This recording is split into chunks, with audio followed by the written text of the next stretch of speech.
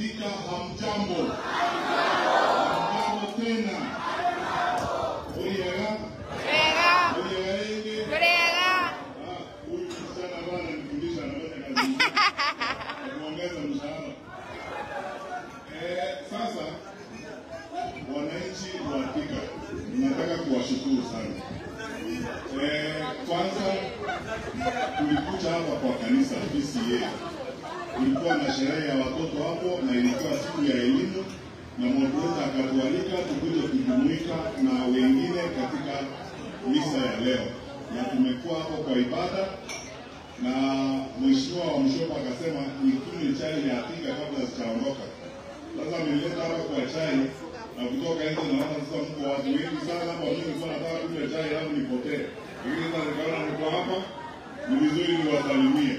Na nimefurahi sana. Nimefurahi sana.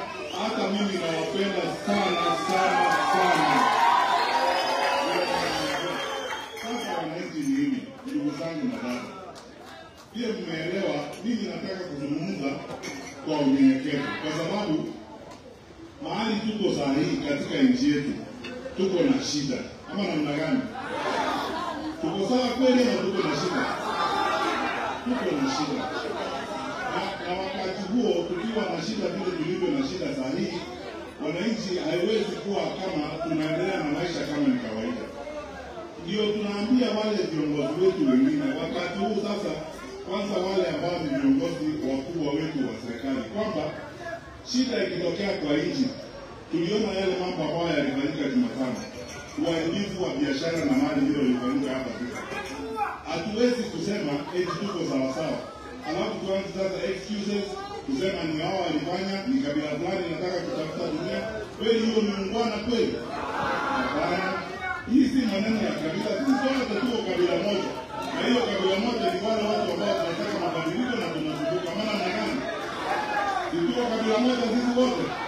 Tunawauliza viongozi wetu tafadhali, sasa waje tuungane tuje pamoja. Na mimi naunga mkono yale maneno ambayo yametamkwa leo na viongozi wa dini. Nimeona Conference of Catholic Bishops wametoa barua leo kwa kanisa zao zote in the country. Yale maneno wamesema kwa hiyo barua, I support 100%. Mimi nakubaliana nao. Kama sasa umefika wakati na sisi wote kuja pamoja tuone vile tunaweza kusuluhisha shida tulizonazo. Na mimi nawaomba hivi, kwanza mimi hiyo ndio mambo muhimu zaidi kwangu. Nataka kuwaomba hivi wananchi, wakati shida iko kwa nchi vile tulivyo sasa, ni rahisi kwa viongozi wengine wa siasa kuanza kutugawanya, wengine kutuambia tupigane, wengine kusema ni huyu, kutoa lawama hapa na pale. Tafadhali tusikubali maneno kama hayo.